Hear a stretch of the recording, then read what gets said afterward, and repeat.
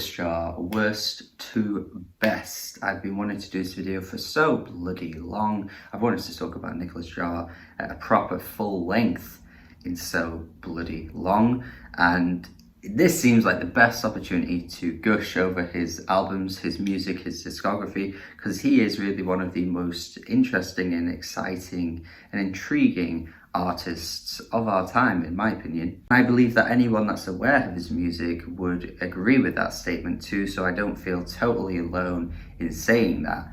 But in case you have never listened to his music, I suppose you could watch this video and get a bit more insight into his discography, find out a little bit more about him, and hopefully find some interesting opinions from this video here, because, you know, a worst to best is always subjective.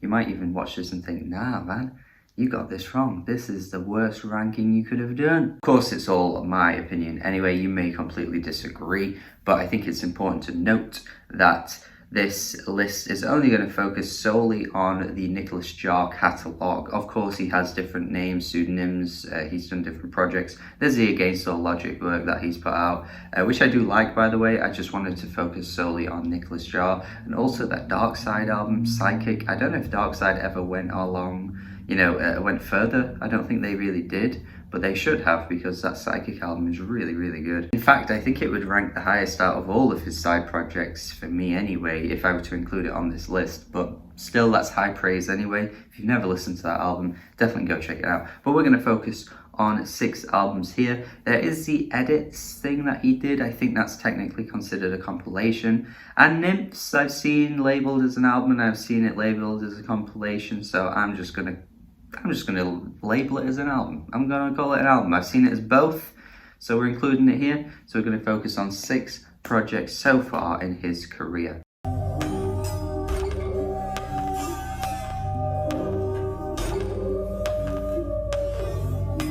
Here we are at the bottom of the list, number 6, Cenizas, or Thenizas, or Thenizas, however you want to say it. I don't know. But I never talked about this one on full length on the channel. I didn't think I had a lot to say about it. In fact, he dropped a few projects in 2020 that I didn't actually talk about on the channel. In fact, all in all, so far, he's dropped 3 projects in 2020, which is kind of showing a bit of a glaring issue, I think, because this album here just didn't touch anything in me at all. It just did not inspire anything in me. It had this very haunting, spooky aesthetic. It had this really weird, chilling ambience throughout. It just had this really, really kind of like cold feel to it. And I feel as though, depending on what setting you're in, whatever mindset you're in, this could definitely do a lot for you. But for me, I just feel like music like this, if it doesn't hit that spot, then I just feel like I'm completely missing out on whatever it's trying to do. It's definitely unique for Nicolas, which is what I like about him. This isn't really anything like his other projects, and you could say that about each album on this list. Each one isn't really like any of the others in a lot of ways, really. But this one just seemed as though you have to be in the right mind state, and I just never was whenever I put it on. And maybe, you know, one day later in life I'll put this on and maybe finally get it. Maybe I will, because that can happen sometimes. Years later you can check something out and think, damn, I was wrong the whole time. But up until that point, I think I'm just gonna call this his worst album so far, because it just really didn't inspire anything out of me at all. Space is only noise that you can see. Space is only noise that you can see. Now we're at number 5, which is easily the most controversial placing of this album that you're going to see maybe ever. Because whenever I see rankings for Nicolas Jaar, whenever I see his, worst to best type stuff, this tends to rank at number 1 actually, but at least if not at number 1, it's at number 2. This is always considered in his top 2 albums thus far, and I definitely get it. I definitely see why. For me though, it just tends to hit a point where the album sort of loses its spark. Like, the melodies just aren't really as hard hitting. Like, they're definitely solid, you know, it's a solid album. I think it's better than Sirens. It's definitely a good album overall. It just doesn't really grab me in ways that I think his other albums do. And I like the use of vocals on this album throughout. I think the title track, Space is Only Noise, I think that is a stellar song, actually. I think that is actually a fantastic song. One of my favorites of his entire discography. But what I noticed with this album is that the more albums I heard in his catalogue, because this was the first ever album I heard from him, the less interesting this became. I noticed that the more you dig into his music, you notice how really strange and otherworldly a lot of the melodies become. And I think this album just ended up sounding a bit standard, a bit kind of so-so. But that's not a huge slight against it, don't worry, because I do think it is pretty solid overall. But I just think when I look at it in context with the rest of his albums, I just don't know if it really lives up. And that's just how I personally feel.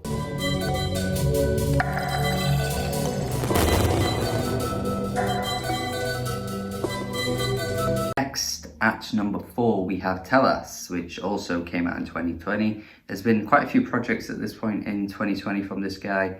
Makes me wonder if we're gonna get another one, which may make this video completely void. But let's not completely nullify this worst to best ranking, because I do think Telus is his most fuck it album to date. He said fuck it and thought, you know what, structure, form, how about we just take those things away? How about we just make it structureless and we make it formless? And my God, is it one hell of a strange listen. This is one of the most scattered and odd releases he's ever done, because you can't make heads or tails of anything. Like, I can't pinpoint things on this album at all. I can't even remotely understand where he got the ideas from, where his vision is attempting to take him, because I don't even know if he could explain it. It's so hard to even talk about this album, and I didn't even bother trying to do a full review on it, because what do you even say? Because Nicolas Jaar here just really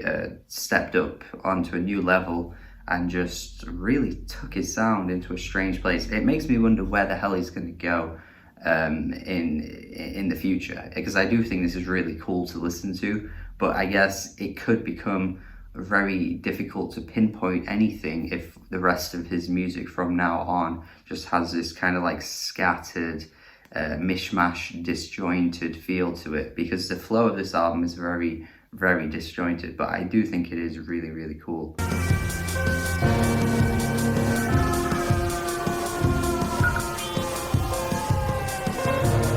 Now we have Sirens at number 3. Sirens, I think, is kind of overlooked a little bit. It doesn't really get the same props as his other ones, especially when you put it up against Space or even Nymphs. It doesn't really get that same acclaim, but I think this again is actually a really cool listen. I feel like it kind of falls somewhere in between Pomegranates and Telus, where you've got the more structured tracks of Pomegranates, but also that strange otherworldliness that you get on Telus, and you kind of combine both of those and you sort of get Sirens. It truly highlights the sound design of his craft, because you have just tracks like The Governor, which I think might be the best track here, or even up there with is one of his best ever, actually, where you just have that inclusion of the piano towards the end, which just works so well with the kind of like cluttered backdrop of the instrumental. It's such a great way to express your art, because he just has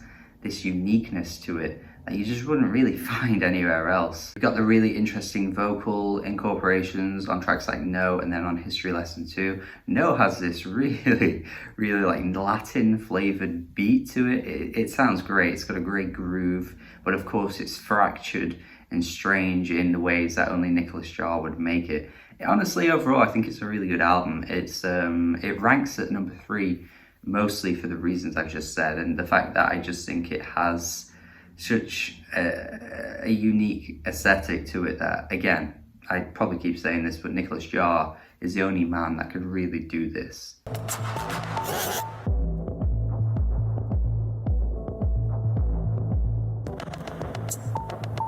For a long time, this would have been number one. This would have been number one. I always thought Pomegranates was the one for me because from start to finish, I am just locked in. I'm locked in this world. It just is this really, really lengthy piece of music. It's like 75 minutes. And near enough every moment just has my attention because the beautiful, beautiful pianos across this entire thing are to die for. It might be his most ambient release to date as well. The sound design is fucking A1, man. A1 sound design. I cannot even express how just phenomenal this production is. Every little detail just worms its way into your ears. It's such a calming and tranquil listen. You could even argue that it really isn't adventurous at all because a lot of his albums take you into weird little paths and detours, even albums like Sirens, for example. But I just think this one just has the most beautiful aesthetic, and it's so hard to deny these tracks. I'm constantly in awe of it every time it's on. It really is one of my favorite ambient listens again, but it has this very Nicolas Jaar feel to it, which has this kind of creepiness throughout, this oddness throughout, and it just floors me, really. In a lot of ways, this album does remind me of an artist named Melis, and the album is Formations. Came out in the early 2000s, not really an album people talk about much, but maybe me mentioning it here would, pique your interest, because you should definitely check it out. But that album is so subtle. It is just so subtle and so crisp, and it's just so done bloody well. Wow, that album is ridiculously on point. But the subtlety and the sharpness of each little sound, each little plicket, each little plonk throughout the album is just placed so well, and it just really makes your ears dance. It just makes your ears dance. If there's anything that you want to do in life, you want your ears to dance, man. It's a really stellar release, and this is how I want more of his ambient type stuff to sound in the future, really. More of his softer type stuff, because I love the hell out of this thing. But there is one release better, in my opinion, and it is really like no other in his entire discography.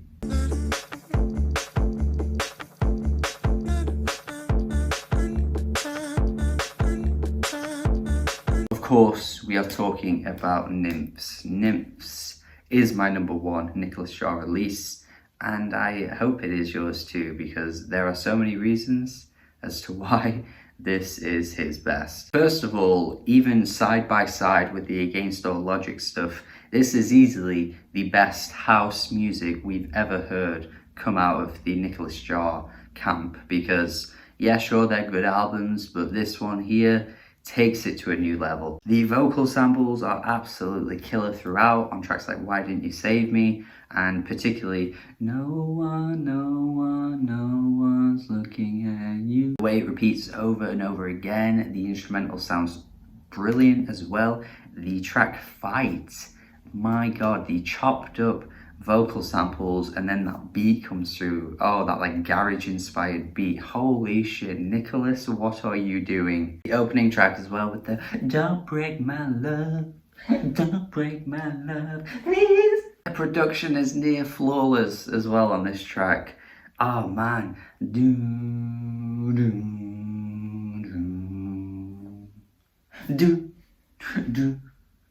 On nearly every track, actually, the production is just so on point. It's got to be his best one, and that's not even focusing on Swim, fucking Swim. Jesus Christ, this track goes on forever, and I want it to go on even longer than forever. Forever is not long enough for this song. The way this track keeps the momentum going for as long as it does, and it never ever gets boring at any point. Jesus Christ, where can you find a song like this? There are house producers that have been at it for years. And yeah, sure, they're fantastic, of course, but they just don't have a song like this. They don't have a song like this. The way the core melody of the track remains, but like the song intensifies and gets louder as it goes along too. The percussion just kind of gets even more like stompier.